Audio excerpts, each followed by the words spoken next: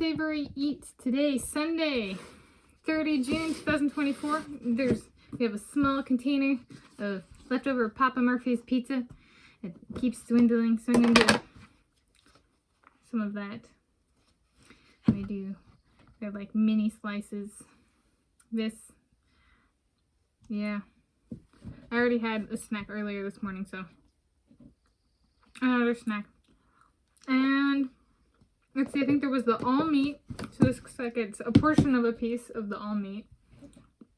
And then there's the Papa's Special. And I'm Tanis Leonhardi, she, her, hers of Seattle. This is my YouTube channel, Tanis Leonhardi, at least currently.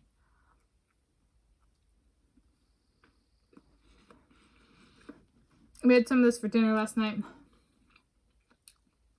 My dad heated it up in the air fryer. I do live with my parents and I am over 31.00 years of age. Something I find interesting, so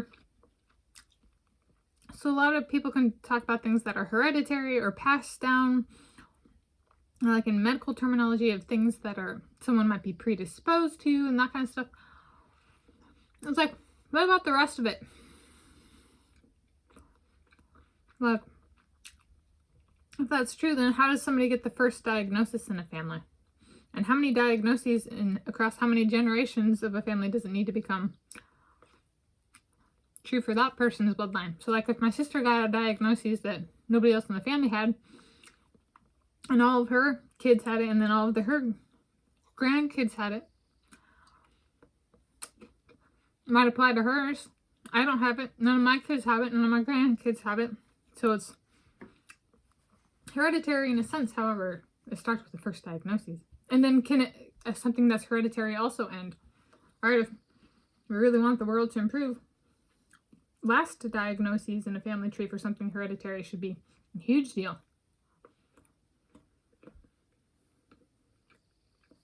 Like, is my mom the last in her family to have the condition she has? Oh. And she fights it off. Kind of thing. Cured. And okay, so like the other stuff? Well, that'd be like HIV and AIDS. Or it can be transmitted via, transmitted via blood. So it started off as a sexually transmitted disease, but needle sharing behavior and stuff like that can also result in it spreading.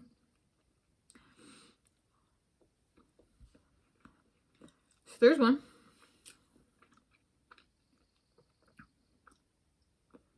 And I guess that's like it's an example, but like a category, right?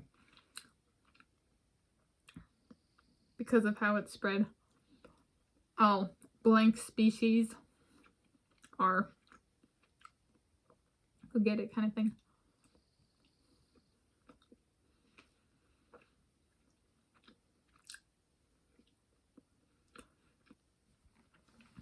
I have not ever been interested in HIV or AIDS. My sister took a fascination with it and watched some films that were sexual in nature about HIV and AIDS, and kind of used it to justify, learning sexual terminology at a young age, like men eating women and stuff like that, and talking about how it tastes. But it was all in relation to HIV and AIDS, so she'd be like, but I'm just learning. And I'm like, I ain't watching it.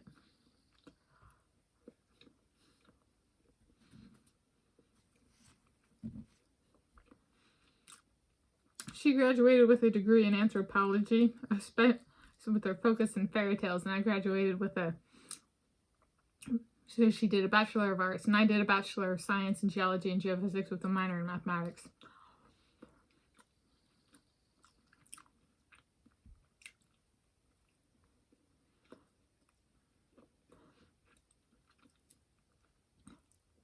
So maybe, partially, it's, when one gets one's schooling in science and works in science, like I have,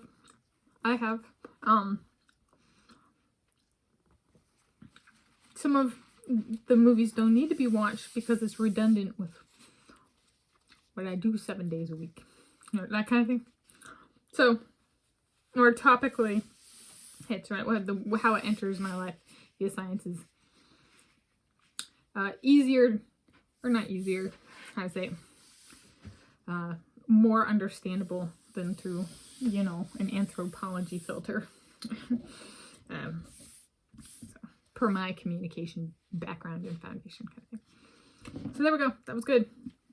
I didn't even notice it. It was very good. Good day. 28 out of 10. So there we go. Leftover Papa Murphy's pizza.